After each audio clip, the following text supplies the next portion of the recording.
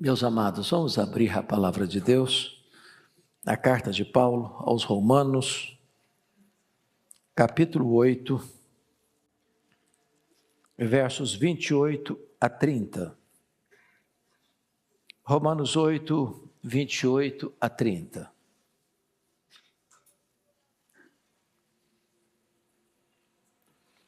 Eu queria pedir à igreja para, a uma só voz, nós lermos esse texto. Vamos juntos? Sabemos que todas as coisas cooperam para o bem daqueles que amam a Deus, daqueles que são chamados segundo o seu propósito. Porquanto aos que de antemão conheceu, também os predestinou para serem conformes à imagem de seu Filho, a fim de que ele seja o primogênito entre muitos irmãos. E aos que predestinou, a esses também chamou. E aos que chamou, a esses também justificou. E aos que justificou, a esses também glorificou. Amém. Todos vocês têm plena consciência de que a carta de Paulo aos Romanos é o maior tratado teológico do Novo Testamento. É considerado um manifesto cristão. Outros chamam de o Evangelho segundo Paulo. Paulo escreveu esta robusta epístola quando ele estava a caminho de Jerusalém, depois de ter passado 3 anos em Éfeso. E ele estava indo levar uma oferta aos pobres da Judeia, e descreve nesta carta, tanto no capítulo 1 quanto no capítulo 15, que o projeto de vida dele era, ao entregar a oferta em Jerusalém, viajaria para Roma, passaria um tempo com a igreja de Roma e seria enviado pela igreja de Roma até a Espanha.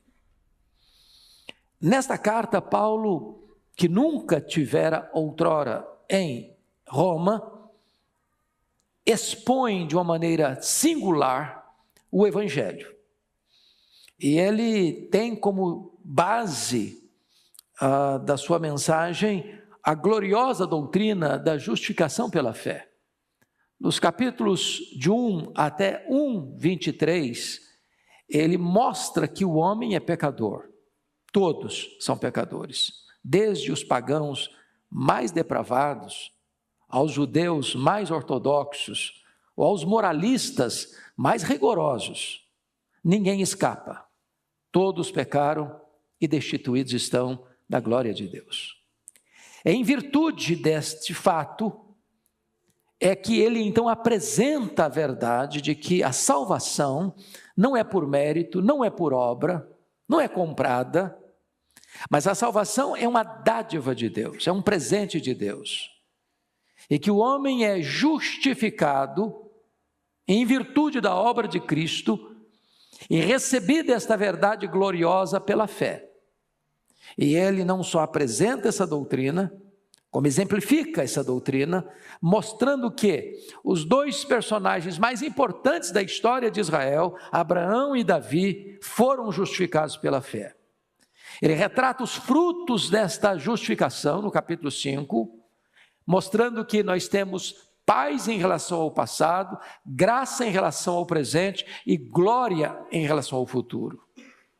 Ele retrata também a nova vida que temos em Cristo no capítulo 6, o conflito espiritual que ainda existe no nosso coração, que é um campo de guerra, é uma batalha civil ambulante, no capítulo 7, e alcança as alturas excelsas do seu pensamento teológico, inspirado pelo Espírito Santo, no capítulo 8. É claro que ele avança depois no 9, 10, 11, onde ele trata de Israel, o 9, a eleição de Israel, o 10, a corrupção de Israel, o 11, a restauração de Israel, e fecha a sua carta dos capítulos 12 a 16, fazendo uma aplicação desta verdade doutrinária. No 12, ele trata do nosso relacionamento com Deus, com nós mesmos, com os nossos irmãos, e até com os nossos inimigos. No 13, ele trata do nosso relacionamento com as autoridades constituídas E no 14, 15 e 16, ele trata do nosso relacionamento com irmãos nossos, que têm diferenças entre nós e eles, com coisas secundárias, não de coisas essenciais. Aqui no capítulo 8, irmãos, Paulo chega então ao que nós chamamos de pináculo da revelação bíblica, do ponto culminante da fé cristã. E ele vai mostrar de que agora já não tem mais nenhuma condenação para aquele que está em Cristo Jesus, nosso Senhor. Ele vai mostrar que nós agora somos filhos de Deus, nós somos herdeiros de Deus, nós somos co-herdeiros com Cristo. Ele vai mostrar que o Espírito Santo de Deus habita em nós como nosso intercessor existencial. Ele ora por nós, em nós, ao Deus que está sobre nós. Ele vai mostrar que o Espírito Santo também nos assiste em nossa fraqueza. E aqui, a partir do verso 28, ele vai apresentar-nos a beleza singular do grande plano, projeto de Deus na nossa vida. Então, destaco algumas verdades a partir desse momento. Em primeiro lugar, Paulo retrata aqui uma convicção inabalável, quando ele diz no verso 28 assim: sabemos. E apenas esta palavra tem um universo de compreensão espiritual, porque o termo que ele usa é um termo técnico, não é um sabemos teórico, não é um sabemos de ouvir falar, não é um sabemos que apenas povoa a sua cabeça, sua racionalidade, mas é um sabemos resultado de uma experiência empírica, de um fato concreto. Não é a linguagem da conjectura hipotética, é a linguagem da certeza experimental. Sabemos. E é importante entender, porque quando eu digo nós sabemos que todas as coisas cooperam para o bem, pode parecer que então nós somos ufanistas, pode parecer que nós somos triunfalistas, pode parecer que nós estamos negando a existência do mal. E acabamos de, neste culto, ver o nosso pastor solicitar oração para irmãos nossos que estão enfermos, lidando com câncer, com enfermidade grave, com angústia na família, com enfermidade na família. Quando ele diz nós sabemos, ele não está dizendo que tudo que vai acontecer na nossa vida são coisas favoráveis, são coisas em si mesmo boas. Por exemplo, ele tinha plano de ir para Roma, era projeto dele ir para Roma, mas ele não foi para Roma como ele esperava ir. Ele chega em Roma preso, ele chega em Roma algemado, ele chega em Roma não para ir para a igreja, mas para ir para a cadeia. A providência é carrancuda. Mas ele vai entender uma coisa, que quando as circunstâncias fogem ao nosso controle, elas estão rigorosamente debaixo do controle de Deus.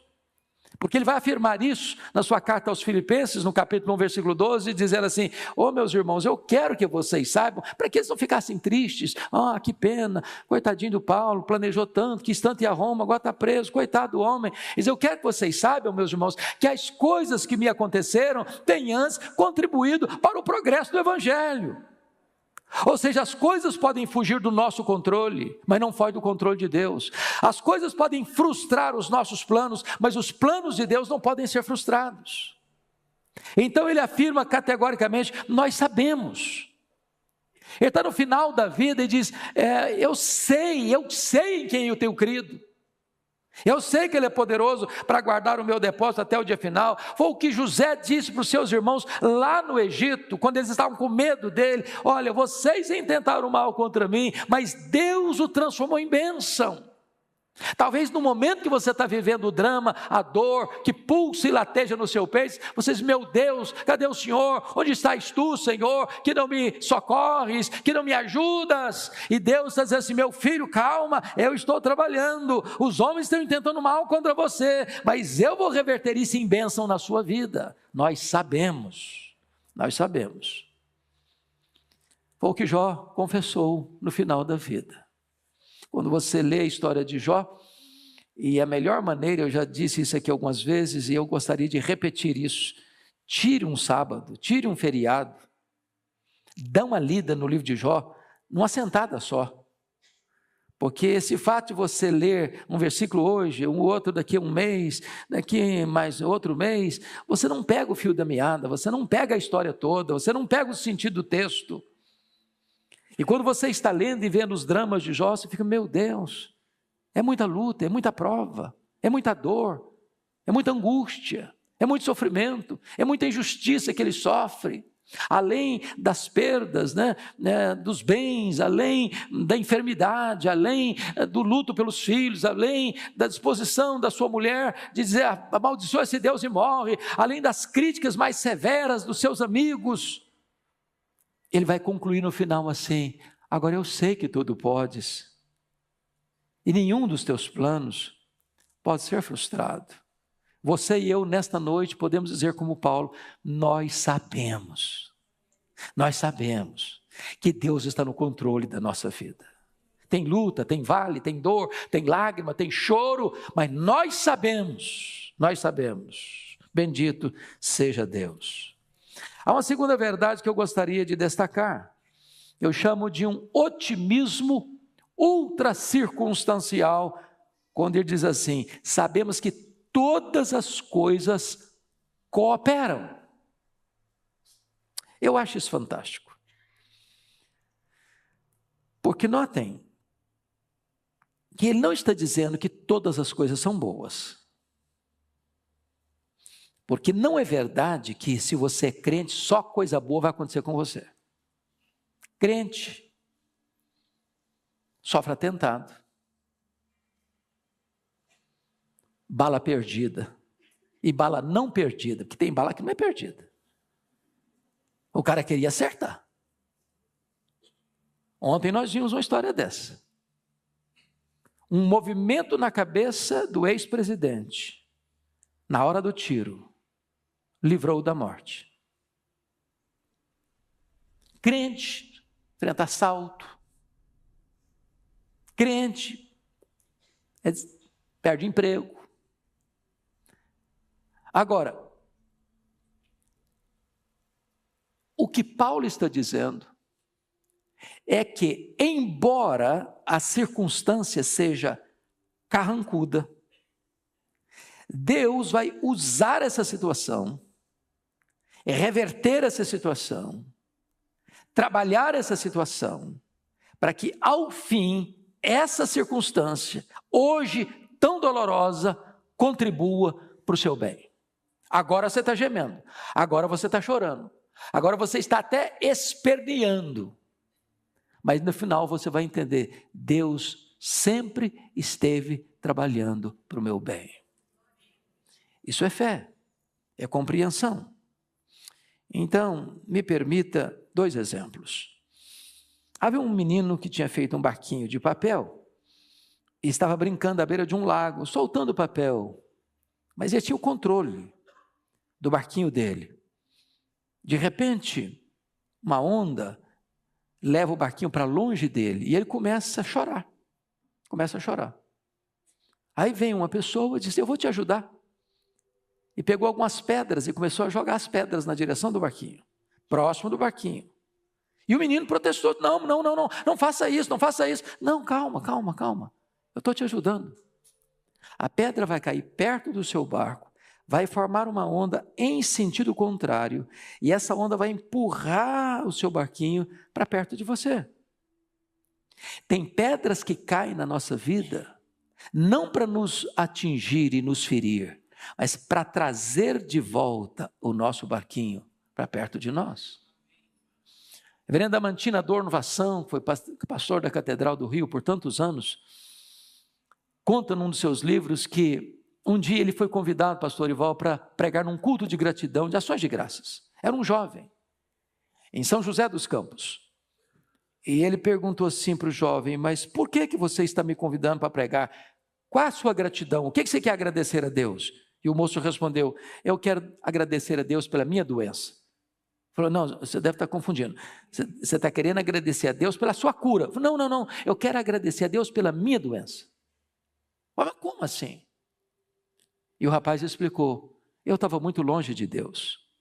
Meu coração estava completamente embrutecido, endurecido, eu era rebelde contra Deus, eu era um problema para minha família, eu era um transtorno para minha casa. Aí chegou a enfermidade, e foi a enfermidade o instrumento que Deus usou para quebrar a dureza do meu coração, para abrir os meus olhos espirituais, para que eu me voltasse para Deus e encontrasse no Senhor Jesus Cristo salvação para a minha vida. Eu não quero hoje agradecer a cura, não. Hoje eu quero agradecer a minha enfermidade, porque foi ela o instrumento de Deus para que eu voltasse para o Senhor.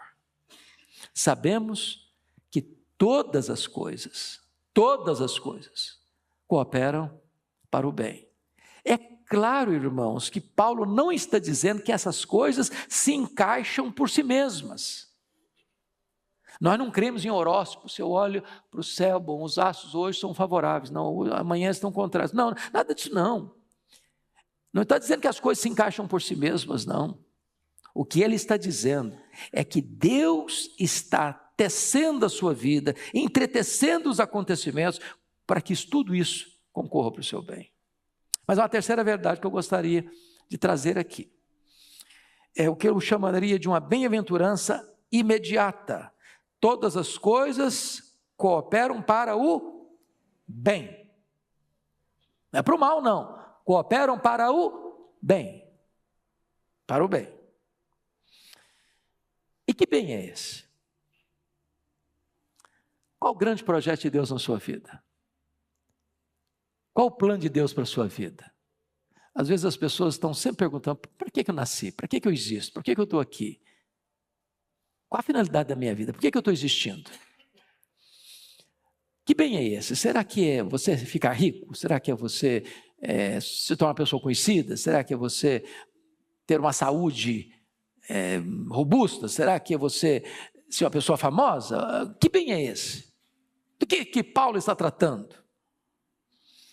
E eu gostaria de dizer para você que o grande projeto de Deus na sua vida é que você seja uma pessoa lapidada, burilada, cinzelada, moldada, forjada no cadinho de Deus, para você ser parecido com Jesus.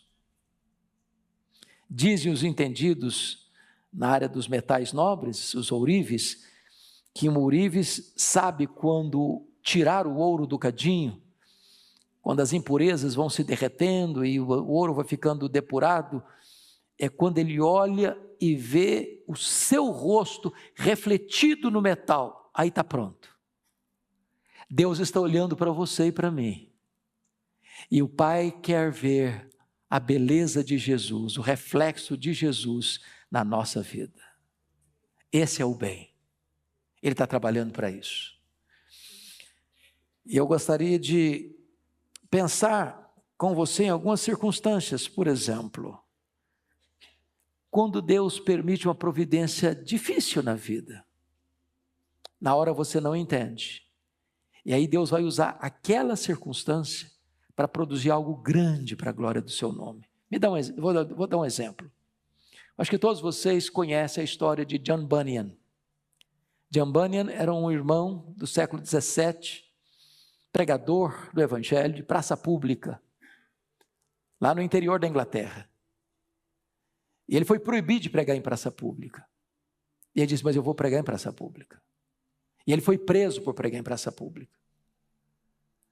E disseram para ele, se você prometer para nós que você não vai pregar mais, você vai ficar solto, você vai voltar para sua casa. E se vocês me soltarem hoje, amanhã eu estou na praça pregando. Antes importa obedecer a Deus do que aos homens. E ele ficou 14 anos preso. E foi nessa prisão, nas agruras desse cárcere, que ele vai escrever, possivelmente, o livro mais lido no mundo depois da Bíblia, O Peregrino, que tem sido uma fonte de consolo para tanta gente, que tem sido instrumento para a salvação de tantas pessoas. Entenda isso. Sabemos que todas as coisas cooperam para o bem. Mas veja você em quarto lugar, um privilégio inaudito para o bem daqueles que amam a Deus. Veja você uma coisa, não é verdade que todas as coisas cooperam para o bem de todas as pessoas. A Bíblia diz que quem semeia vento, colhe tempestade. Quem semeia na carne, da carne colhe corrupção.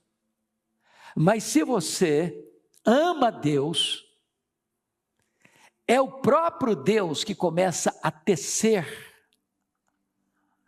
os acontecimentos da sua vida, como que Deus fazendo uma espécie de tapeçaria divina e mostrar a beleza do projeto dele. Me permita ilustrar de duas maneiras. Um menino foi encontrado na rua, correndo, um pacote assim no braço, como aquelas sacolas de supermercado de papel, como que enterrando a sacola no peito, feliz da vida. E alguém olha para ele, surpreso, e diz: menino, o que é que você está levando essa sacola? Para estar tão feliz assim? O menino respondeu: é uma coisa muito boa.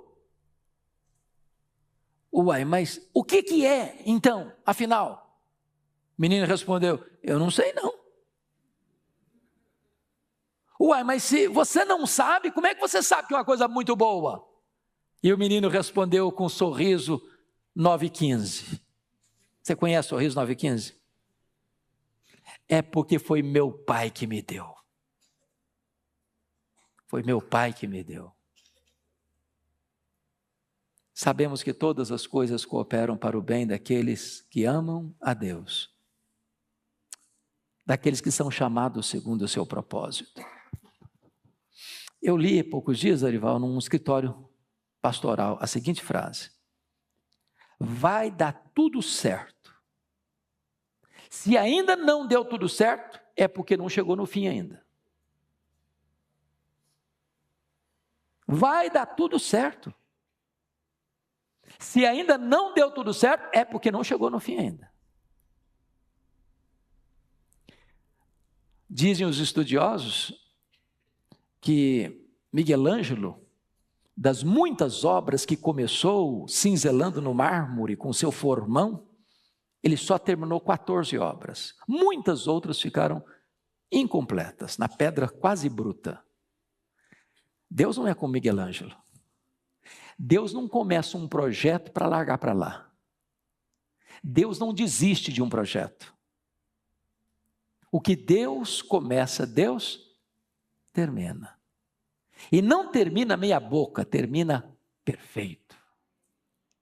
Você é obra-prima de Deus. Deus não desiste de você. Deus está trabalhando em você. Deus está esculpindo em você a beleza do seu filho. É claro que se eu fosse uma pedra bruta, como o mármore, blocos de mármore de Miguel Ângelo, a cada martelada e a cada formão que entrasse, arrancasse uma lasca, dizia: ai, está doendo. Mas eu fico imaginando que depois que ele terminou, Davi, Moisés, Pietá, ele chegou a bater com um formão na perna de Davi. Pala. Era tão perfeito, era tão belo. Deus está esculpindo em você a beleza de Jesus. A beleza de Jesus. Hoje talvez você não está entendendo. Como aquela menina que estava muito magoada com Deus, porque a sua mamãe havia falecido, e o pastor foi visitá-la, e ela disse: pastor, eu estou muito magoada com Deus. Deus foi muito injusto comigo. Tem tanta gente ruim aí, Deus foi tirar logo a minha mãe. Aí o pastor, sem poder falar nada, pensando, refletindo, e a mulher fazendo um bordado à mão, e o pastor conversando com ela um pouquinho, daqui a pouco, alguma palavra ou outra. Lá pelas tantas, Deus deu um insight para o pastor. Ele pegou o bordado da mão dela, virou pelo avesso, disse: não entendo você. Uma moça tão inteligente, tão prendada, fazendo uma coisa tão horrível, tão feia. As linhas são soltas pelo avesso. Não tem harmonia, não tem plano, não tem projeto, não tem beleza. E a moça protestou: mas o senhor está vendo também o bordado pelo avesso? E o pastor disse: filho, você está olhando para a vida pelo avesso. Deus não erra, Deus não falha. O projeto de Deus é perfeito. Agora você não está entendendo, mas você pode afirmar: sabemos que todas as coisas cooperam para o bem daqueles que amam a Deus. Esse projeto não é temporal. Versículo 29. Deus nos predestinou para sermos conforme a imagem do seu Filho. Então, se você algum dia tiver alguma dúvida, para que eu existo? Por que Deus me criou? Por que Deus me salvou? Essa dúvida você pode tirar agora. O grande projeto de Deus na sua vida não é você ser essa pessoa, aquela outra pessoa, uma famosa, rica, culta, inteligente, etc, etc. Isso pode vir a reboque. O grande projeto de Deus na sua vida é transformar você à imagem do Rei da Glória. Ele não quer apenas levar você para a glória, ele quer transformar você também à imagem do Rei da Glória. Mas agora, eu queria levar você para o verso 30, que nós chamamos na dogmática cristã de os elos da salvação, dentro desse plano perfeito de Deus, e Paulo diz assim: e aos que Deus predestinou. Esse assunto é um assunto sensível no meio cristão evangélico, porque algumas pessoas têm dificuldade de aceitar essa doutrina bíblica, porque é uma revelação de Deus, não é uma lucubração humana. E eu queria muito que você pudesse hoje compreender essa verdade à luz da Escritura, fazendo uma pergunta muito simples: quem é que escolhe quem? Foi você que escolheu a Deus ou foi Deus quem escolheu você? E a verdade incontestável é que foi Deus quem nos escolheu. Segunda pergunta: quando é que Deus nos escolheu? A Bíblia diz: antes da fundação do mundo.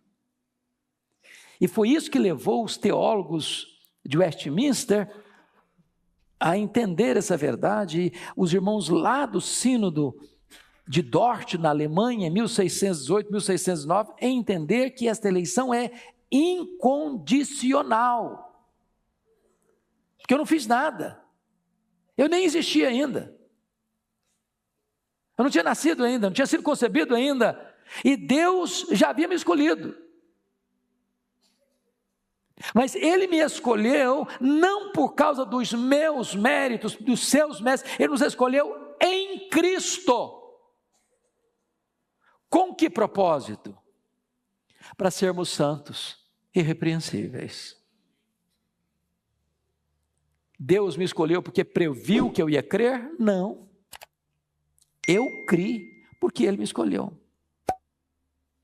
Ele me escolheu porque viu que eu ia fazer boas obras? Não, Ele me escolheu para as boas obras. Ele me escolheu porque viu em mim santidade? Não, Ele me escolheu para que eu seja santo e irrepreensível. Tudo, meus irmãos, procede de Deus. Tudo procede de Deus. De A a Z, a nossa salvação é obra de Deus. Paulo diz outra verdade gloriosa, ele diz: aos que Deus chamou, a esses Deus, aos que Deus predestinou, a esses Deus também chamou. Preste atenção nisso. Os nossos meninos, daqui a 2 horas, viajarão 40 horas para o interior da Bahia. Eles vão pregar o evangelho ali. Eu não tenho dúvidas de que eles vão trazer suas mãos cheias de feixes. Eu não tenho dúvidas de que eles vão ter experiências maravilhosas de levar o evangelho e ver pessoas sendo convertidas. Porque esta mensagem é o poder de Deus para a salvação de todo que crê. Ela é uma dinamite de Deus. Agora, Deus tem 2 tipos de chamar. Tem um chamado externo e tem um chamado interno. Tem um chamado dirigido aos ouvidos, tem um chamado dirigido ao coração. Se nós pudéssemos hoje, nesta noite, ouvir testemunhos de conversão, quantas coisas lindas nós ouviríamos. Eu fui criado no evangelho, desde o berço. Meu pai era um presbítero da igreja, pregador leigo. A minha casa era a casa que hospedava os pastores, igual a casa do Dorival. Chegava gente toda hora. Ele contou aqui agora há pouco no culto das 5. Até os 17 anos, eu frequentava a igreja, eu não perdia o culto, não perdia a escola dominical, mas eu ainda não era convertido. Mas como é que eu fui convertido? Por uma obra sobrenatural de Deus. Tinha acabado de sair da igreja, tinha ouvido a mensagem e fui dançar. Era a época do rock and roll, liguei uma vitrola e estou dançando sozinho. Está lá, igual um maluco. E aquela voz do evangelho que eu ouvi lá na igreja buzinou no meu ouvido. Está tudo errado, você não tem paz nisso aí, sua vida não satisfaz com isso aí. Eu parei a música na hora, me dobrei e disse: Senhor, eu sou teu.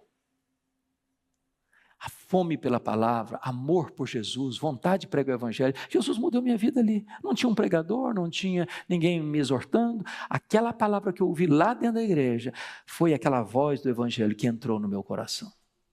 Deus chama de diversas formas. Chama você escutando uma música mundana, chama você num estádio de futebol, chama você na rua, chama você num leito de hospital, chama você num banco de universidade. Ele chama, e a voz dele é poderosa. A voz dele é poderosa. Todos nós que viemos aqui, meus irmãos, que um dia nós ouvimos esse chamado. Bendito seja Deus. Paulo diz assim: e aos que Deus chamou, a esses Deus também justificou. Significa o seguinte, que seu nome hoje está lá no tribunal de Deus, nos anais dos processos celestiais. E eu tinha lá uma palavra sobre a minha vida, culpado. E de repente, um outro alguém, santo, justo, puro, assumiu o meu lugar, tomou sobre si o meu pecado, carregou com o meu pecado sobre o seu corpo no madeiro. O próprio Pai lançou os meus pecados, as minhas mazelas, as minhas iniquidades sobre ele, o seu Filho. E Deus aplicou no seu Filho, que era o meu substituto, toda a justiça dele. E ali na cruz, Jesus sofreu o golpe da lei que eu devia sofrer, morreu a morte que eu devia morrer, bebeu o amargo cálice da ira de Deus que eu devia beber, pagou a minha dívida, quitou a minha dívida, morreu pelos meus pecados.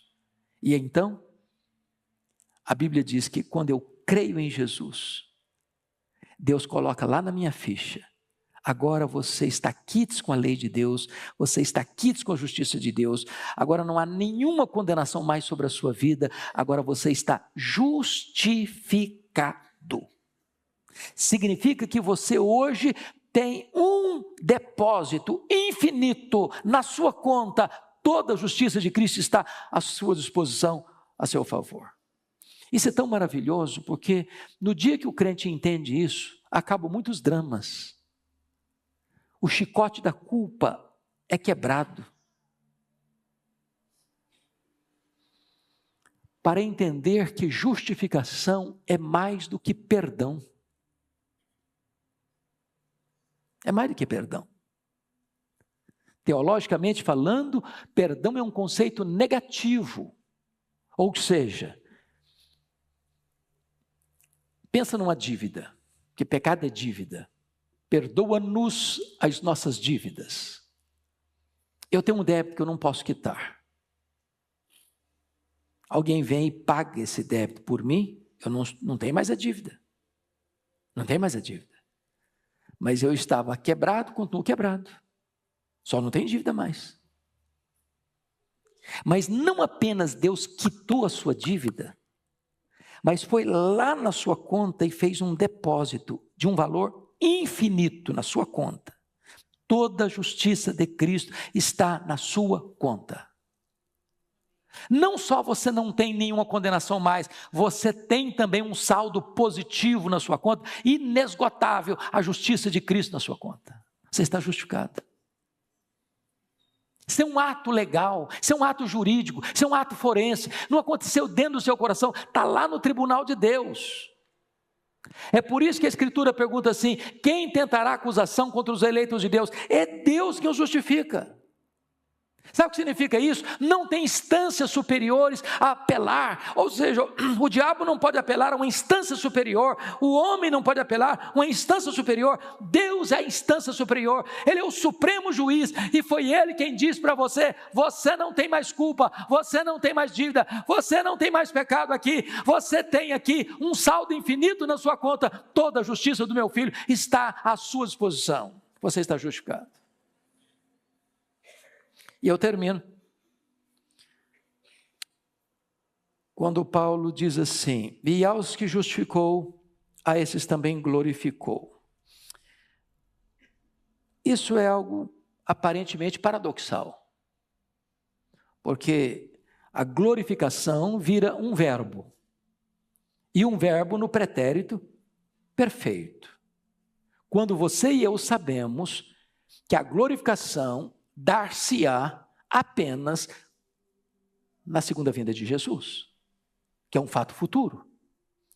Como é que Paulo coloca um fato futuro como um fato consumado? Você poderia argumentar: será que Paulo errou teologicamente ou será que Paulo errou gramaticalmente? Nem uma coisa nem outra. É que como os planos de Deus são eternos, unos, perfeitos, na mente de Deus e nos decretos de Deus, você que creu já está no céu, já está na glória, já está glorificado.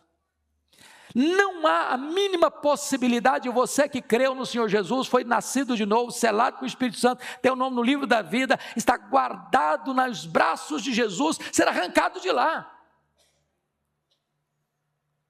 A salvação não se perde.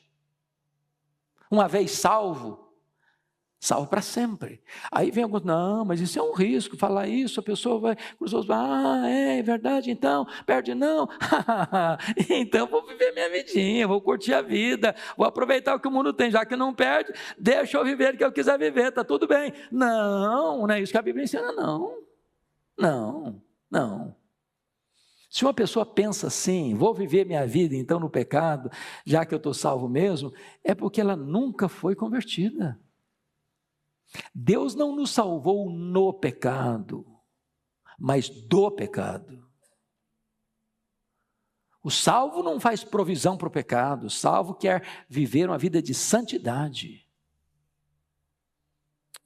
Então, eu queria que você agora ficasse em pé e nós lêssemos com voz eloquente os versos 31 a 39, porque esse texto é como que a coroação desta mensagem de segurança que você tem em Cristo Jesus, tanto no tempo quanto na eternidade. Então vamos ler com voz clara, com voz eloquente, com voz sonora, para que isso ressoe nesse ambiente e penetre pelos ouvidos da nossa alma.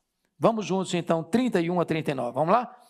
Que diremos, pois, à vista dessas coisas?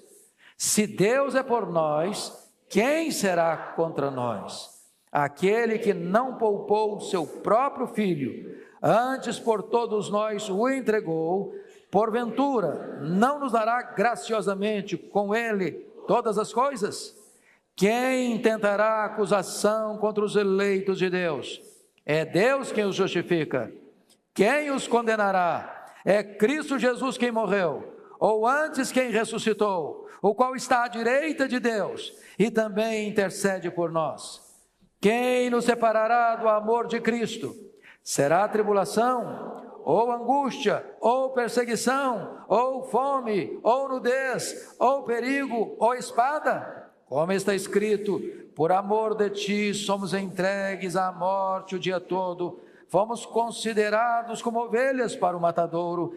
Em todas essas coisas, porém, somos mais que vencedores por meio daquele que nos amou, porque eu estou bem certo de que nem a morte, nem a vida, nem os anjos, nem os principados, nem as coisas do presente, nem do porvir, nem os poderes, nem a altura, nem a profundidade, nem qualquer outra criatura poderá separar-nos do amor de Deus, que está em Cristo Jesus, nosso Senhor. Aleluia. Amém. Eu peço que você abra sua Bíblia comigo, nesta passagem, neste salmo, neste poema, Salmo 71.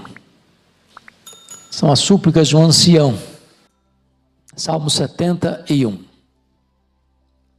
Está escrito assim: em ti, Senhor, me refugio, não seja eu jamais envergonhado.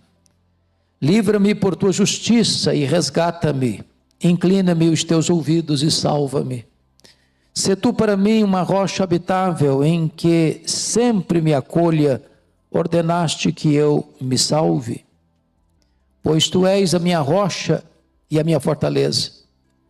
Livra-me, Deus meu, das mãos do ímpio, das garras do homem injusto e cruel, pois tu és a minha esperança, Senhor Deus, a minha confiança desde a minha mocidade.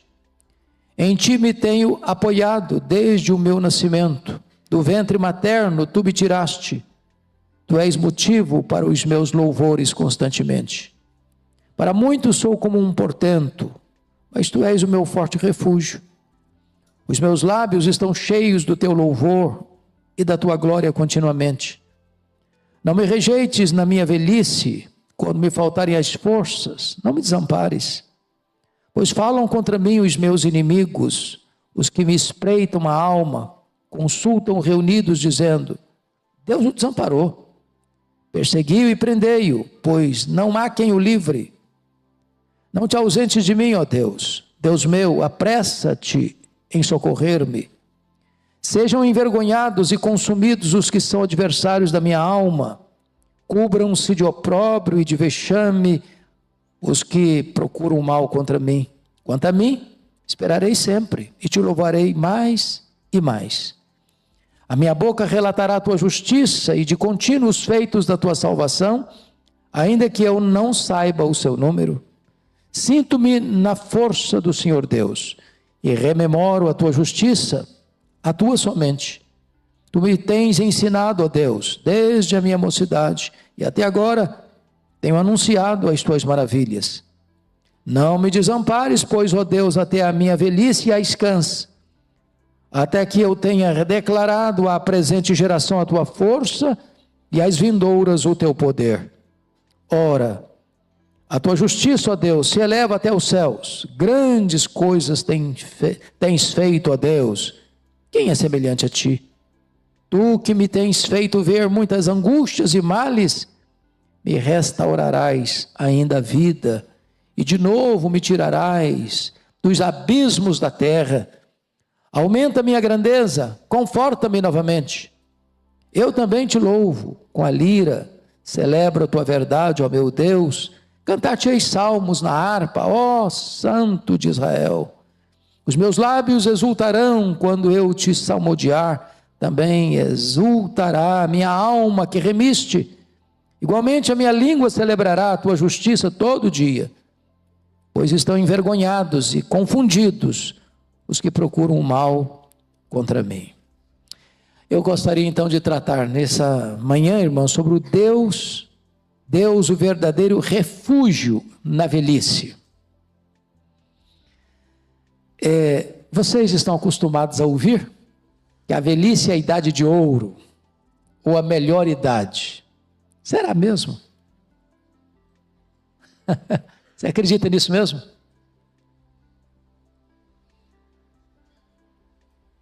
A Bíblia é muito realista quando trata da velhice. Quando Salomão está escrevendo Eclesiastes, ele compara a velhice com uma tempestade e compara a velhice com uma casa que está em ruínas. Na velhice tem coisa boa? Claro que tem. Quem não quiser ficar velho, é só morrer jovem. Um dia uma repórter estava entrevistando um homem que estava comemorando 100 anos. E a repórter perguntou: qual o segredo para chegar aos 100 anos? Ele respondeu: só não morrer. A velhice fala de experiência, né? De conhecimento, de maturidade, mas certamente a velhice tem seus pesos, né? As pernas ficam bambas, os joelhos ficam trôpegos, as mãos ficam descaídas, os olhos ficam embaçados, e as cãs aparecem, e diz os entendidos que cada fio de cabelo branco que brota na sua cabeça é a morte chamando você para um duelo. Então, a velhice tem suas lutas, sim. É por isso que o Dr. Billy Graham, no seu último livro, De Volta para Casa, disse que a velhice não é para os fracos. E para mim, essa frase valeu o livro dele. A velhice não é para os fracos. Esse salmo foi escrito para tratar da velhice. Esse salmo é um salmo do ancião. E se vocês notaram comigo, não há autoria do salmo. Portanto, é um salmo anônimo. Embora não haja menção do autor, comentaristas de boa cepa, como João Calvino, como Matthew Henry e como Charles Haddon Spurgeon, afirmam que esse salmo foi escrito por Davi. E eu estou inclinado a concordar com eles, porque o contexto do salmo tem tudo a ver com Davi. Tem tudo a ver com a velhice de Davi. E é uma coisa muito curiosa em Davi. Quem sabe quantos anos Davi viveu aqui? Quantos anos? Alguém? Davi viveu 70 anos. 70 anos. E lá em 1 Reis, capítulo 1, versículo 15, está escrito que Davi era muito velho, com 70 anos. Aí você vai conhecer a história do Davi. Davi viveu a sua juventude lá nos desertos de Belém, correndo atrás de ovelhas, tangendo a sua lira, enfrentando ursos, leões. E não foi vida fácil, certamente, porque é muito calor, a pele tostada do sol, não tinha bronzeador, não tinha filtro solar. E foi minha princesinha, vem cá, o que você quer? Querendo a mamãe? Cadê a mamãe dela? Está aqui? Papai? Alguém? Quem pode cuidar dela para mim? Vem cá, minha princesa, cuida dela para mim, tá bom?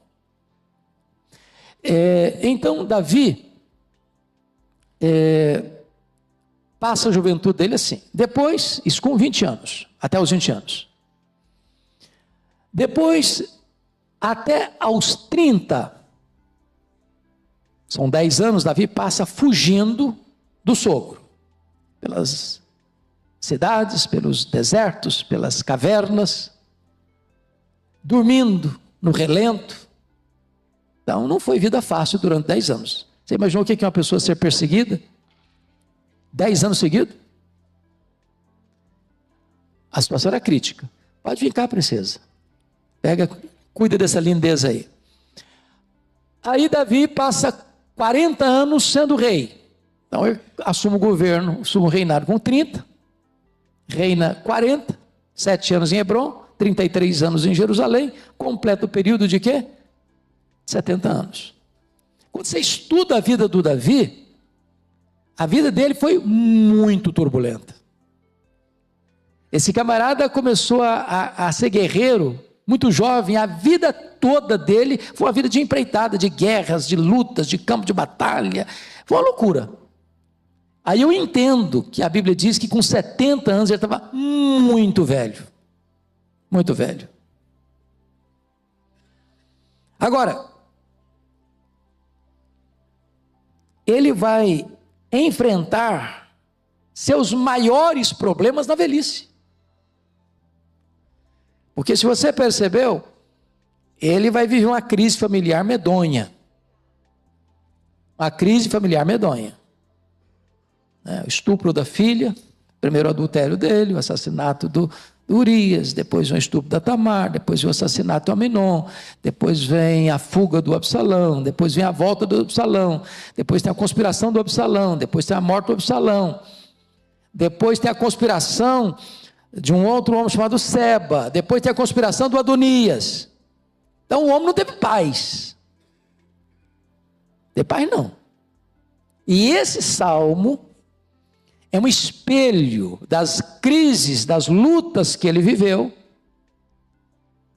ao longo da sua vida até a sua velhice. Então, esse é o pano de fundo para nós entendermos melhor esse salmo.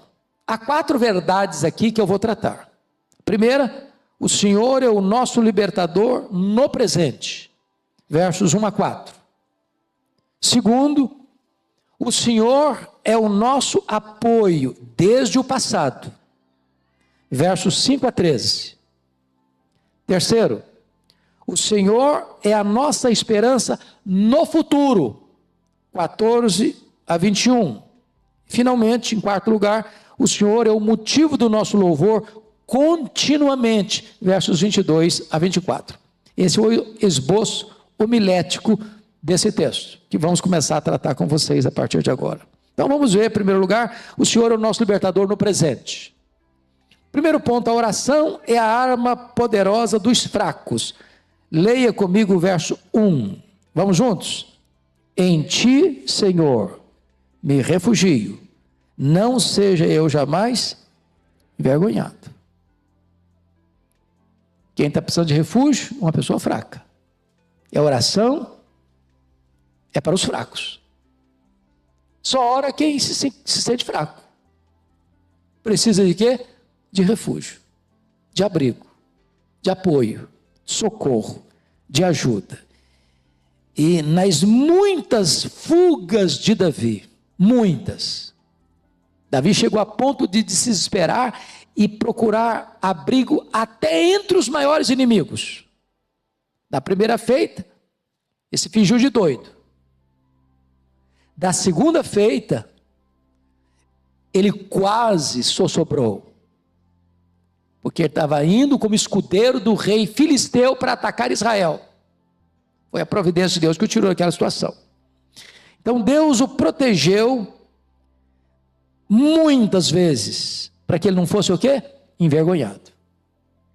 Segundo, a oração não é baseada em méritos, mas na justiça divina. Versículo 2. Livra-me por tua justiça e resgata-me, inclina-me os teus ouvidos e salva-me. Ou seja, não chega para Deus e fala: Deus, eu mereço, eu sou um guerreiro, eu sou um fiel, já matei um leão, já matei um gigante, já matei um leão, um urso, um gigante, eu já livrei Israel de tantos riscos, então, Senhor, eu tenho uma folha corrida de trabalho e eu estou aqui pleiteando os meus direitos. Não.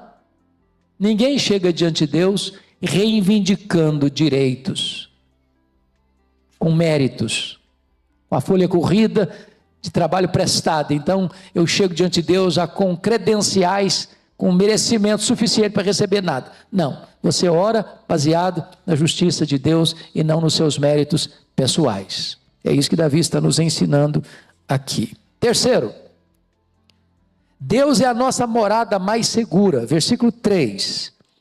Você pode ler comigo 3? Sê tu, para mim, uma rocha habitável, em que sempre me acolha, ordenaste que eu me salve. Se você perceber e ler 1 Samuel, você vai notar que muitas vezes Davi não via saída. Saul vinha para matá-lo, com 3.000 soldados, escolhidos a dedo, e Davi às vezes está num deserto, às vezes Davi está numa caverna, às vezes Davi está num lugar de campo aberto, e quando parecia que o inimigo ia prevalecer, Deus abria um caminho, Deus abria uma porta da providência, Deus arranjava um jeito desse camarada sair. Só que ele vai orar e vai dizer o seguinte: Deus, não é aquela caverna de Adulão, não é aquele deserto lá perto do Mar Morto, o Senhor é a minha morada. E aqui está um ponto muito bonito, porque aqueles que habitam no esconderijo do Altíssimo é que são protegidos. Não é a tranca, não é o alarme, não é o seguro, não é o guarda-costa, não é o capanga, é Deus que cerca você por todos os lados. É Deus quem é o seu escudo. Você só está seguro quando você habita dentro de Deus, quando Deus é a sua morada, quando Deus é a sua fortaleza, quando Deus é a sua rocha habitável. Aí o inimigo não pode alcançar você. Quarto, Deus é o nosso libertador onipotente. Olha o verso 4 comigo. Livra-me, Deus meu, das mãos do ímpio, das garras do homem injusto e cruel. Eu acho isso aqui interessante porque, parando para visitar a história do Davi, nós poderíamos pensar aqui em alguns inimigos que ele enfrentou, das garras do inimigo. Primeiro, do Saul. Saul é rei. E, meus irmãos, quem governa tem os seus cúmplices, tem os seus entregadores, gente que se presta um serviço vil de denunciar, está comprado. E se você ler a história do Davi, muitas vezes Davi ajudava alguém, e esse alguém dedurava Davi para Saul, porque encontrava vantagens, benefícios. Saul era chantagista, e muitas vezes pessoas se rebelavam contra Davi e entregavam Davi para Saul para que ele fosse morto.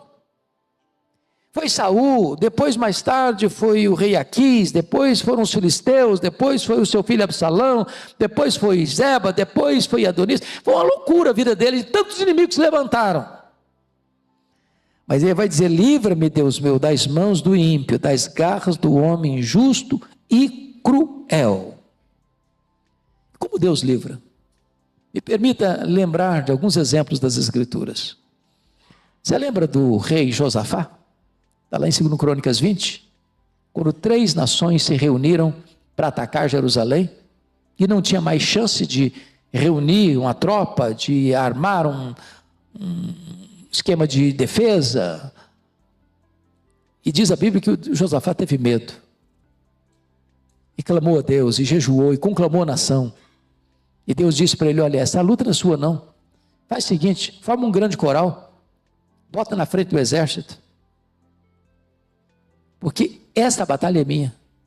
E diz a Bíblia que, tendo o coral começado a cantar e a dar louvores a Deus em altas vozes, Deus pôs emboscada contra o inimigo e eles foram desbaratados. Vamos pegar um outro exemplo? Pega o exemplo de Ezequias. Foi no reinado de Ezequias, aqui em Jerusalém, no sul, que as 10 tribos do norte caíram nas mãos da Síria. A Síria tinha se levantado como o mais poderoso império da época. A Síria era um império tão perverso que eles chegavam nas cidades, ao conquistá-las, pegavam os homens, decepavam a cabeça, decapitavam e empilhavam as cabeças na porta da cidade, dizendo: ninguém pode me resistir. E depois de derrubar o reino do norte, das 10 tribos do norte, o rei da Síria se reúne ao redor de Jerusalém com mais de 180 mil soldados. Isso era mais do que a população de Jerusalém. E então o rei Ezequias recebeu um recado para se render, que ninguém podia livrá-lo. E diz a Bíblia que Ezequias ora, que Isaías orienta ele, e que Deus livraria a cidade. E então diz a Bíblia que um único anjo de Deus foi escalado e matou 185 mil soldados assírios ao redor da cidade de Jerusalém, e Deus livrou Jerusalém. Deus ainda é o mesmo, Ele traz livramento para nós. Às vezes você vê, às vezes você não vê. Se nós pudéssemos ter olhos para ver no mundo espiritual, que a Bíblia chama de regiões celestes, quantas tramas são orquestradas contra nós. Quantos livramentos você já teve, seja no trânsito, seja na cidade, seja no seu trabalho, seja nas suas idas e vindas, e você nunca tomou conhecimento. O nosso Deus ainda livra do perverso, do iníquo, para nos dar salvação. Pensa em Pedro, condenado à pena de morte pelo rei Herodes Agripa I, aguardando só terminar a festa da Páscoa para executá-lo. Deus manda um anjo que liberta Pedro, e Deus manda outro anjo que mata o rei Herodes. Deus muda o quadro, Deus reverte o resultado, Deus vira a mesa. Esse é o nosso Deus, o Deus libertador onipotente. Mas vamos ao segundo ponto, que o Senhor é o nosso apoio desde o passado, 5-13. Eu acho que você e eu poderíamos dizer hoje, nesta manhã, levantando uma pedra como Samuel, e dizer: até aqui nos ajudou o Senhor. Você tem história para contar da ajuda de Deus na sua vida? É isso que vamos ver a partir de agora. Deus é o nosso apoio desde o passado. Então vamos ver, primeiro ponto: Deus é a nossa esperança e confiança desde a mocidade, versículo 5. Pois tu és a minha esperança, Senhor Deus, a minha confiança desde a minha mocidade. Como é bom um homem conhecer a Deus desde a infância. Como é bom alguém beber o leite da piedade desde o berço. Como é bom alguém ser criado no Evangelho e ouvir estas verdades na mais tenra idade. Como é bom você poder afirmar assim: ó Deus, tu és a minha esperança, e em ti eu coloco a minha confiança desde a minha mocidade. É isso que ele está dizendo aqui. Davi está dizendo o seguinte com isso: eu não sou um neófito. Ele escreve esse salmo na velhice. Ele está olhando para trás, alenta o retrovisor. Ele está contando um testemunho. Ele é um músico, ele é um compositor, ele é um guerreiro, ele é um amigo, ele é um adorador, ele é um rei, ele é um servo do Deus Altíssimo, e ele está contando a sua experiência. Em outras palavras, a juventude bem vivida é o maior consolo da velhice. Tem muitas pessoas que, por não terem conhecido a Deus, fizeram tantas loucuras na sua juventude, e na velhice vão colher os frutos amargos, as consequências. Mas é muito bom quando você pode dizer: Deus é a minha esperança, em Deus eu ponho minha confiança, e pus minha confiança desde a minha juventude. Segundo lugar, Deus é o nosso apoio desde o nosso nascimento, versículo 6. Em ti me tenho apoiado desde o meu nascimento, do ventre materno tu me tiraste, tu és motivo para os meus louvores constantemente. Primeiramente, esse versículo para mim é relevante quando o Brasil discute a questão do aborto. Davi se sente um ser humano e se apresenta como tal antes do seu nascimento. Não é uma massa humana, é uma vida humana. Não é uma verruga pestilenta, é um ser humano. Mas vejam vocês, a expressão em ti me tenho apoiado é uma espécie de presente contínuo. Eu não me apoio em Deus agora na velhice, em ti me tenho apoiado desde o meu nascimento. Ou seja, uma história de vida com Deus. É um testemunho de dependência de Deus e de cuidado de Deus, de livramento de Deus, de socorro e de suporte de Deus desde o começo.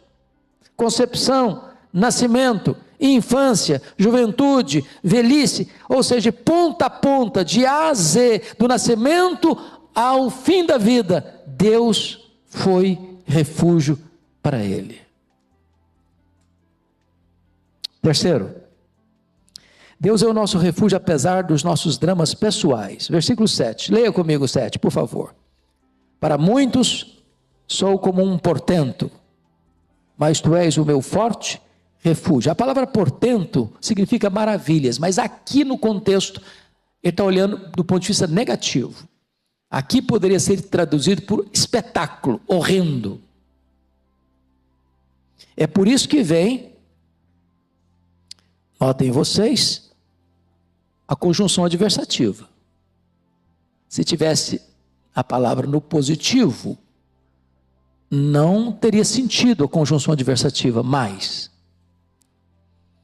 o que ele está mostrando aqui é que, apesar dos inimigos, ou para muitos, ele ser como um espetáculo horrendo, um fracassado, vai ser derrotado, não vai conseguir sair dessa. Ele diz, mas tu és o meu forte refúgio. Pode chegar momento na nossa vida, irmãos, que a gente passa por revés. Vai chegar a hora que diz, olha, agora dessa você não sai. Vai chegar um momento em que você vai estar na boca de muita gente, dizendo, olha, aquele cara lá fracassou. Ele não levanta mais. Ele não sai mais dessa. Ele entrou agora numa situação de encurralamento e dessa ele não escapa. É nessa conjuntura que ele está dizendo, no versículo de número 7, mas tu és o meu forte refúgio. Na hora H, Deus dá o livramento. Deus dá a proteção. Quarto, Deus é a razão e o alvo do nosso louvor. Versículo 8. Os meus lábios estão cheios do teu louvor e da tua glória continuamente. Se existe uma coisa que marca a vida do Davi, com algumas exceções, porque chegou um momento em que Davi fraquejou. Vocês que conhecem a história dele. Por exemplo, quando ele vai a Nob, ele está fugindo do Saul desesperado. Ele já procurou ajuda no Samuel, ele já procurou ajuda no Jonatas, e agora ele vai procurar ajuda lá no sumo sacerdote em Nob. E ele chega contando uma mentira. Me enviaram uma missão secreta, tem que deixar meus homens com as armas e tal. Contou uma lorota lá, pediu ajuda, pediu comida, pediu arma. Ele que tinha derrotado o gigante Golias, não é que Deus salva, não com espada, não com lança, não com escudo, agora está querendo uma arma.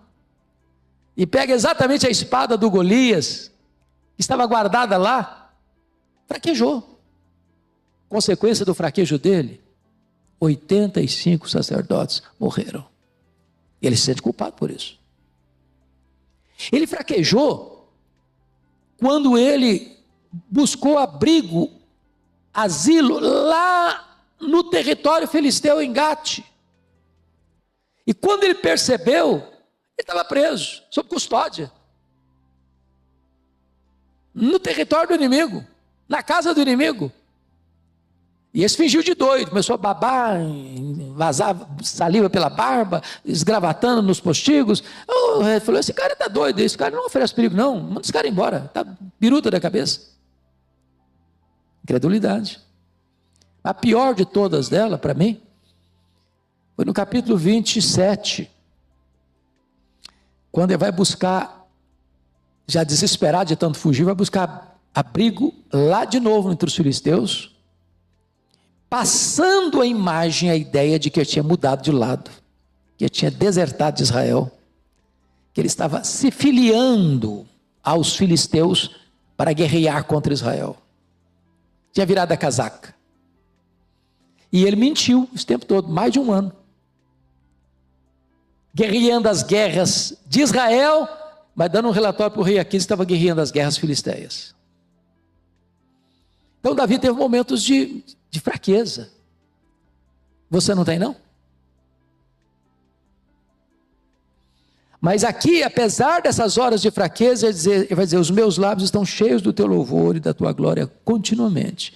Porque também Davi tinha um ponto, ele é um camarada que, ao ser confrontado, ele baixava a cabeça. Ele não era como Saul. Saul era confrontado e dava desculpa. Era confrontado e botava a culpa nos outros. Davi não. Ao ser confrontado, não, eu pequei, não, eu errei. Vamos recomeçar. Quinto lugar, Deus é o nosso amparo na velhice. Versículo 9. Leia comigo 9. Não me rejeites na minha velhice. Quando me faltarem as forças, não me desampares. Por que ele está dizendo isso? Porque as maiores crises de Davi foram vividas na sua velhice. Você já imaginou o que é um cara velho? Ele está velho. Tem que fugir a pé, descalço, de noite, a cabeça coberta. sabendo que a maioria do seu povo o abandonou, que seu próprio filho marcha com seu exército rebelde para Jerusalém, para matá-lo. Sabe o que é esse homem saber? Que o seu conselheiro, Aitofel, que diz a Escritura, que o conselho dele era como um oráculo divino, o cara acertava todas, a palavra dele era a orientação certa e segura, e que o seu conselheiro tinha debandado para o exército inimigo, liderado pelo seu próprio filho. Você sabe o que é um homem saindo de Jerusalém e o inimigo dele sai gritando atrás dele, jogando pedra nele, amaldiçoando a vida dele? Então este homem, na velhice, está enfrentando a conspiração de um filho, e esse filho quer matá-lo e tomar o trono dele. Esse filho pega as concubinas, por orientação de Aitofel, e coabita com elas à luz do sol. Por que isso? Não é só questão de depravação moral, não. A cultura da época é que não havia maior afronta para um rei do que alguém deitar-se com a concubina do rei. Isso era uma traição, isso era uma espécie de querer tomar o trono, tomar a coroa. Isso trazia a ideia, o conselho era esse: ao coabitar com as concubinas, está claro que o projeto de Absalão não vai retroceder. Que ou você toma partido do lado de Absalão, ou você perece. Que agora a coisa está decidida. Ele já assumiu o papel de que vai ser rei, porque ele coabita com as mulheres do rei. Davi está enfrentando tudo isso na velhice. Por isso que ele está pedindo aqui: não me rejeites na minha velhice. Quando me faltarem as forças, não me desampares. Sexto lugar, Deus é o nosso defensor contra os inimigos. Leia comigo os versos 10 e 11, por gentileza. Vamos juntos? Pois falam contra mim os meus inimigos, os que me espreitam a alma, consultam reunidos, dizendo: Deus o desamparou, persegui-o, prendei-o, pois não há quem o livre. Se você parar para perceber comigo, os inimigos usam duas táticas para atacar. Primeiro é a tática das palavras. Pois falam contra mim. Não falam de mim, mas falam contra mim. E palavras são mais perigosas do que espadas. Palavras matam mais do que veneno, destrói mais do que fogo. Desconstrói a honra e o caráter. Mas o inimigo não ataca só com palavras, não. Porque você vai perceber que os inimigos também atacam com ações violentas. Versículo 11b diz, dizendo: Deus o desamparou, perseguiu, prendei-o, pois não há quem o livre.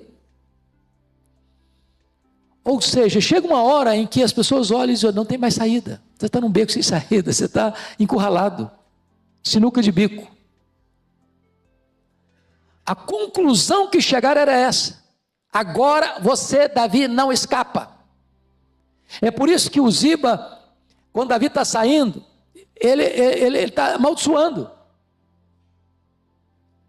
É por isso que Davi enfrenta os inimigos dizendo o seguinte: agora chegou a sua vez. Do que estão falando mal? Estão falando mal porque estão dizendo que Davi assumiu o trono porque deu uma rasteira em Saul. Davi nunca deu rasteira em Saul. A família de Saul acusou Davi de ser traidor, de ter tomado o trono, de ter usurpado o trono. Nunca, nunca.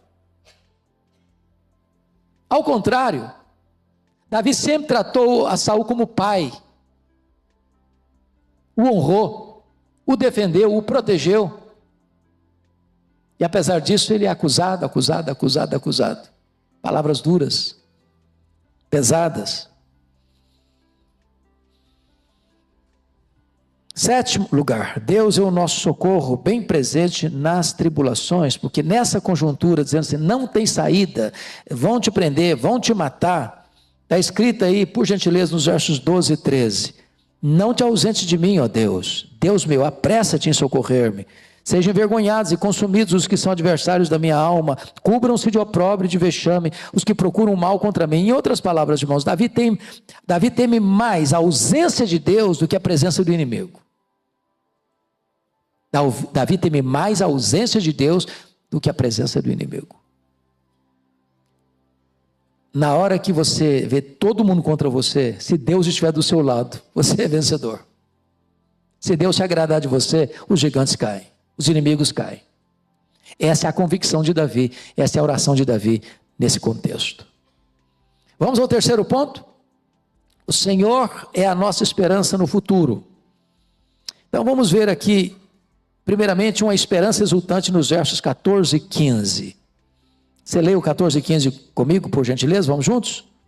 Quanto a mim, esperarei sempre, e te louvarei mais e mais. A minha boca relatará a tua justiça, e de contínuo os feitos da tua salvação, ainda que eu não saiba o número delas. Então, vejam vocês, que os verbos aqui estão o quê? No futuro. No futuro. O que ele está dizendo? Ele está dizendo que os livramentos do passado são motivo para ele confiar no futuro. Veja isso aí, por gentileza. Versículo 14.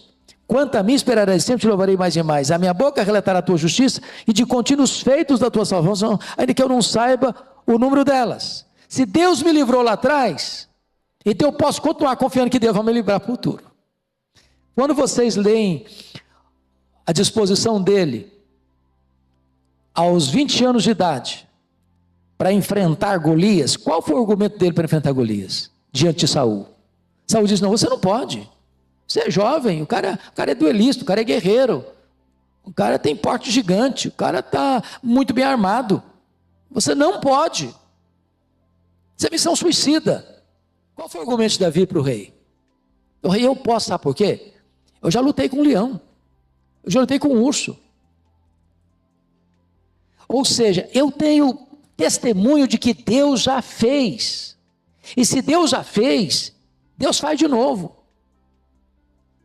Eu tenho passado, eu tenho história, eu tenho coisa para contar do que Deus já fez na minha vida. Eu não sou aventureiro, não. Deus já fez coisas maravilhosas. Eu nem sei enumerar quantas coisas maravilhosas Deus já fez, mas o que Deus fez no passado é base para eu esperar no futuro. É isso que ele está dizendo aqui, nessa esperança exultante. Segundo, ele faz uma confissão empolgante nos versos 16 e 17. Sinto-me na força do Senhor Deus e rememoro a tua justiça, a tua somente. Tu me tens ensinado, ó Deus, desde a minha mocidade e até agora, na velhice, tenho anunciado as tuas maravilhas. Quando ele diz sinto-me na força, ele não está porque ele está jovem, não, ele está velho. Você quer um exemplo?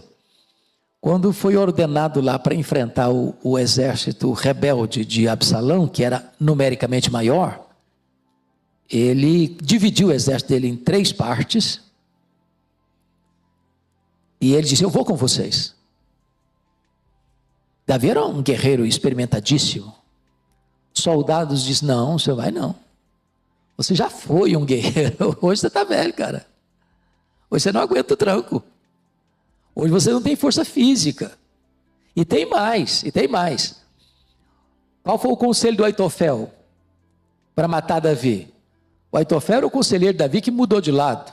O Aitofel disse para Absalão assim, você quer? Me dê 12 mil homens e eu mato Davi essa noite. E eu não vou matar soldado não, vou fazer uma guerra tática, vou fazer uma guerra de inteligência, eu vou me infiltrar com 12 mil homens, ele está cansado, ele está desesperado, está todo mundo enfraquecido, está todo mundo abalado emocionalmente, eu me infiltro e mato só o Davi, não precisa matar ninguém, é matar a cabeça, e aí os soldados virão todos para o seu lado. Mas a Bíblia diz que o Davi havia pedido Uzai, que era um cara velho, falei, você volta para Jerusalém, e você vai me fazer um favor, você vai dar um jeito de desfazer diante do Absalão o conselho de Aitofel. Porque se o conselho de Aitofel é como um oráculo. Se o Absalão seguir o conselho de Aitofel, eu estou morto. Então você vai entrar lá, vai se infiltrar lá e vai dar um jeitinho de dar uma mudada no conceito de conselho. Você vai superar o conselho de Aitofel. E claro que a mão de Deus está no negócio. Aí o Uzai foi chamado. E o Absalão perguntou: mas por que você mudou de lado? Você não era fiel ao meu pai? Não, mas agora eu sou fiel ao rei. Palavras duplas, não falou qual rei. Dessa vez, o Absalão, o Aitofel não foi bom conselheiro, não. Você sabe que o seu pai é guerreiro. Você sabe que ele está com uma ursa feroz. Você acha que o Davi iria dormir junto com seus soldados? Você está maluco? Ele está escondido uma hora dessa. Ele está elaborando um projeto de ataque. E tem uma coisa: se você se infiltrar lá com 12.000 homens e alguma baixa vier no seu exército, isso vai circular no país inteiro e você vai fracassar no começo. Você sabe uma coisa? Tem que ter tempo. Você tem que reunir todo o exército da nação, de cima a baixo, de Dan a Berseba, de norte a sul, e você vai juntar um exército tão grande, tão grande, tão grande. E tem mais, Absalão: você é o líder, você vai na frente, você é o grande general, você é o cara. Encheu a bola do Absalão, dando tempo para Davi se articular, montar uma estratégia.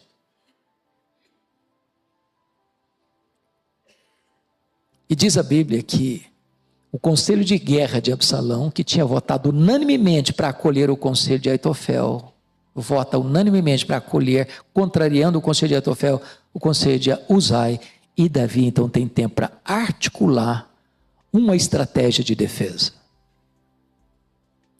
O Aitofel ficou tão triste e chateado quando percebeu que o seu conselho não foi atendido, era a única chance de matar Davi, que ele voltou para sua casa, arrumou seus negócios, se pendurou numa corda e se enforcou. Agora vejam vocês, que quando Davi quer entrar na batalha, você não pode. Você não tem condições. Mas notem comigo então, versículos 16 e 17, ele diz: me sinto na força do Senhor Deus, e rememoro a tua justiça, a tua somente. Tu me tens ensinado, ó Deus, desde a minha mocidade, até agora tenho anunciado as tuas forças. Tem hora que me sinto fortalecido, né? Me sinto na força, não é física não. É força emocional, é força espiritual, é força moral. Você pode estar aí andando com passos lentos e se sentindo um leão na força do Senhor. Essa é a força que Davi está experimentando aqui. Terceiro lugar, uma súplica confiante no versículo 18.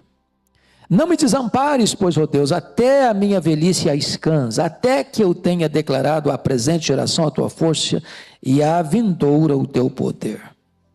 Isso é preciosíssimo, porque está querendo que Deus o ampare até a sua velhice, até as cãs, até o final da jornada, com dois propósitos. Quais são os dois propósitos aí? Primeiro, declarar à presente geração a força de Deus. Segundo, declarar à futura geração o poder de Deus. E aqui tem um ponto da mais alta importância para nós, irmãos. A necessidade de passar o bastão. Passar o bastão. Você vai hoje para a Europa e vê que as igrejas estão vazias. Os pais falharam em passar o bastão da fé para os filhos. Você vai para os Estados Unidos e Canadá, e as igrejas históricas estão se esvaziando e se esvaziando e se esvaziando. Os pais não passaram o bastão da fé para os filhos.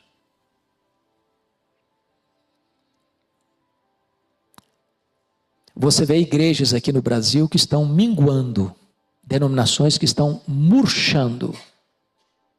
Os pais não passaram o bastão da fé para os filhos.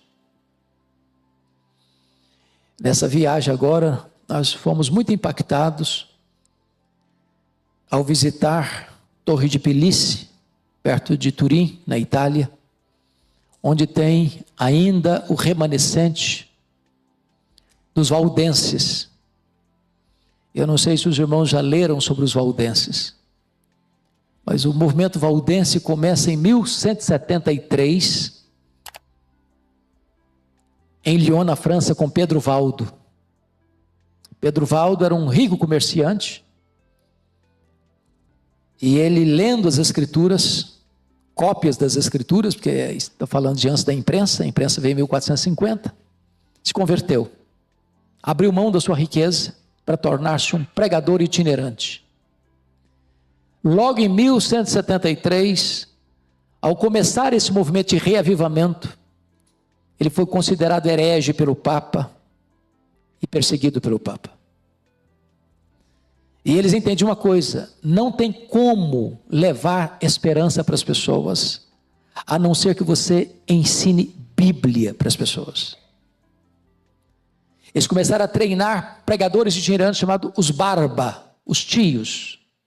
Agora escute isso: eles memorizavam a Bíblia, literalmente memorizavam a Bíblia.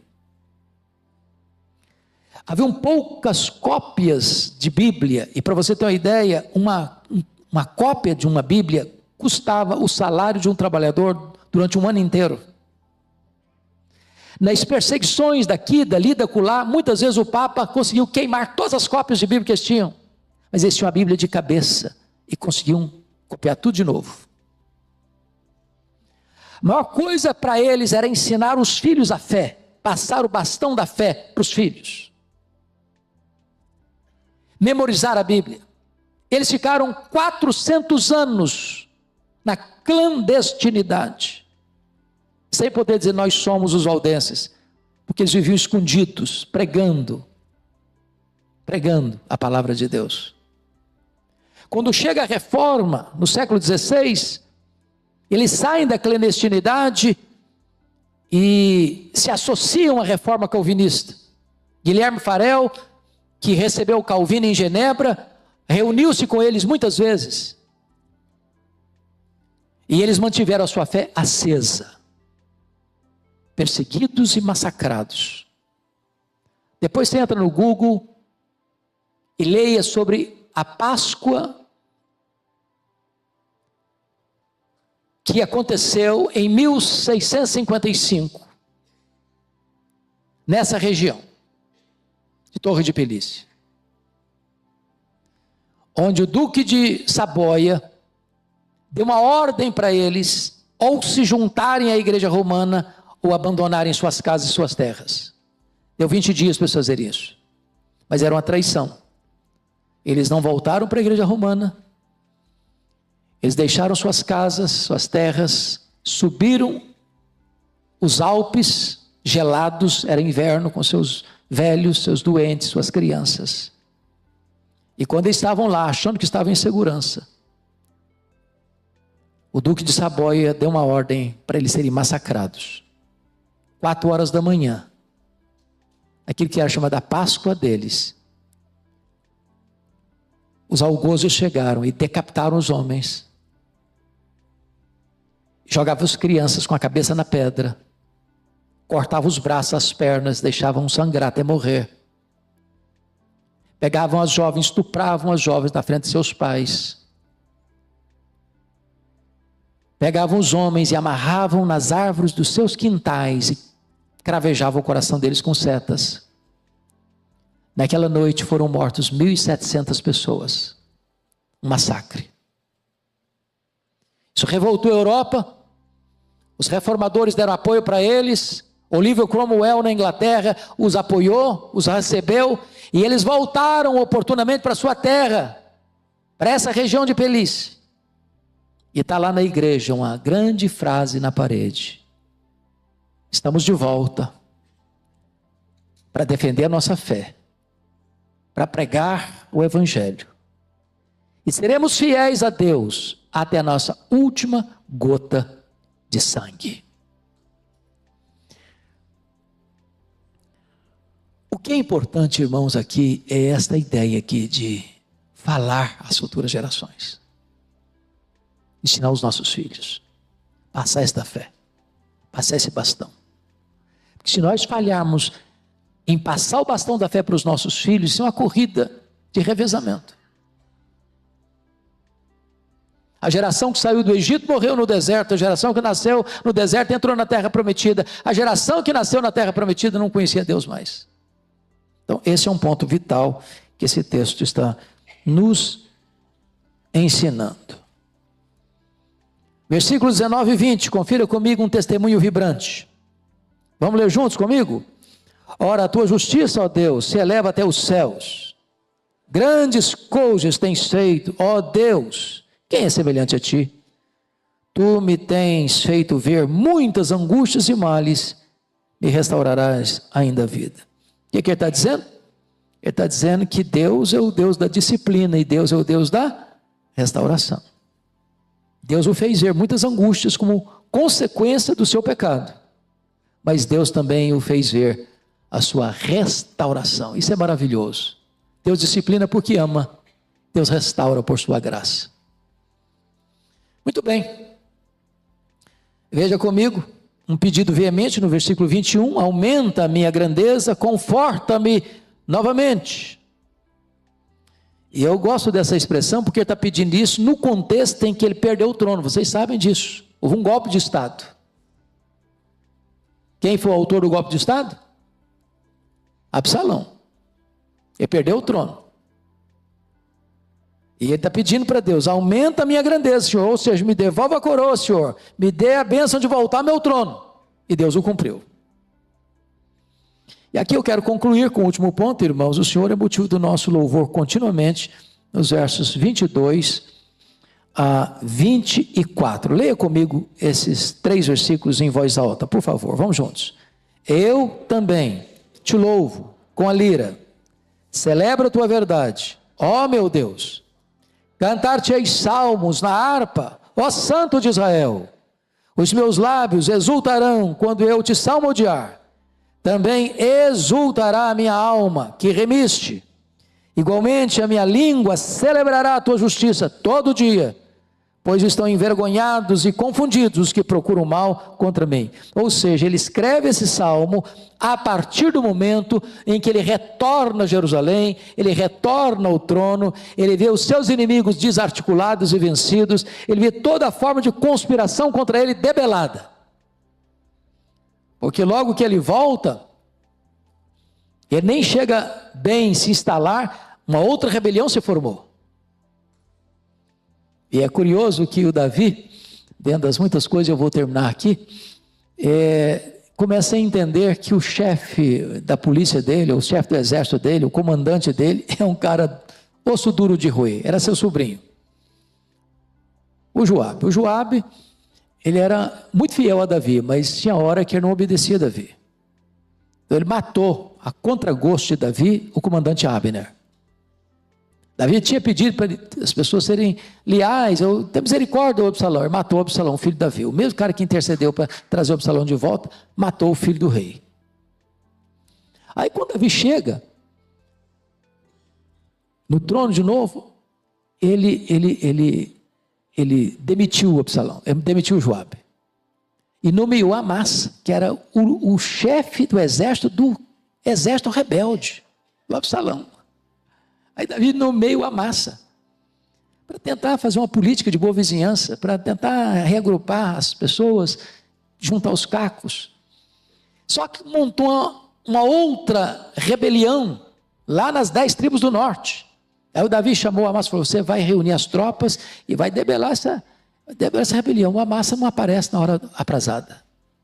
Aí o Davi nomeou o irmão do Joabe para comandar. Só que o Joabe era muito forte. Quem vai liderar e vencer essa rebelião é o Joabe. Quando chega, é o Joabe que chega com o comandante. O Davi não teve cancha para vencer o Joabe. O comandante ficou maior que o rei. O certo é que o contexto é que mais tarde esse Joabe vai morrer. O governo do seu filho. Salomão. Porque ele não se submetia. Ele era leal, mas ele fazia da cabeça dele. Mas em todas essas situações, Davi conclui o seu reinado, não permitindo que Adonias se rebelasse, cumprindo o propósito que Salomão seria o seu sucessor, e encerrando a sua carreira, dizendo para Salomão: ser homem e age. E Salomão assume o trono. E Davi, aos 70 anos de idade, muito velho, morre. Mas morre como? Com louvor nos seus lábios. Essas palavras finais, dos versos 22 a 24, retratam para nós o epílogo desta história, desta saga, dessa biografia de Davi. Eu te louvo com a lira. Eu celebro a tua verdade, ó meu Deus. Eu vou cantar salmos na harpa, ó Santo de Israel. Os meus lábios exultarão quando eu te salmodiar. Também exultará a minha alma que remiste. Igualmente a minha língua celebrará a tua justiça todo dia, pois estão envergonhados e confundidos os que procuram o mal contra mim. Davi termina como vitorioso. Louvado seja o Senhor.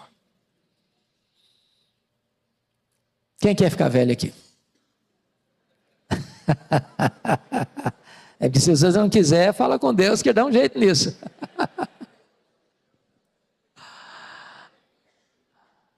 Pois é. Que Deus nos ajude a atravessar os anos da nossa vida confiando em Deus. Se a gente der uma escorregada, Deus disciplina. Mas Deus levanta de novo. Põe a sua confiança no Senhor. E você não pode envelhecer sem passar o bastão da fé para os seus filhos, para essa geração. Você não pode envelhecer bem sem você falar para as futuras gerações acerca do seu Deus, acerca do Senhor Jesus, acerca da nossa salvação. Vamos ficar em pé? Vamos orar.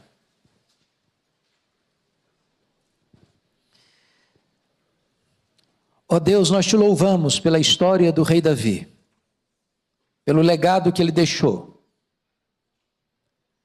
Seja nos seus pontos altos, nos seus pontos baixos, nos seus avanços, nos seus recuos. Em todas as coisas nós aprendemos. Aprendemos o que fazer e o que não fazer.